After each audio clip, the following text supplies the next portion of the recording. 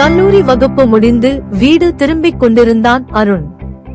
வழியில் பேருந்து நிறுத்தத்தில் ஒரு முதிய பெண் கைகளை நடுங்கச் செய்து பாரமான பைகளை தூக்க முடியாமல் அவதியுற்றாள்.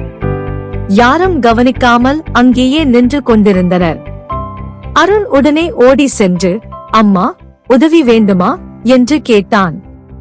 முதியவர் நிம்மதியுடன் சிரித்து, மகனே, இந்த பையை பேருந்தில் ஏற்றித் தர முடியுமா என்றார்.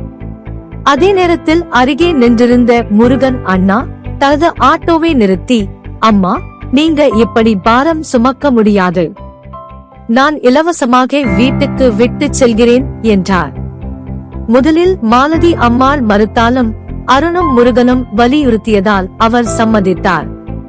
ஆட்டோவில் பையை வைத்தபோது முதியவரின் கண்களில் நீர் மலர்ந்தது. அவர் மெதுவாகச் சொன்னார், என்னிடம் பணம் இல்லையடா மகன்களே, ஆனாலும் உங்க மனிதாபிமானம் என் வாழ்நாளில் மறக்க முடியாததையும்.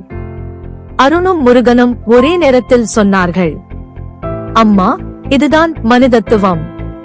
பணத்தைக் காட்டிலும் பெரியது மனித உதவியும். மனிதாபிமானம் என்பது செல்வத்திலும் சக்தியிலும் அல்ல, அன்பும் உதவியும் செய்யும் மனதில்தான் உள்ளது.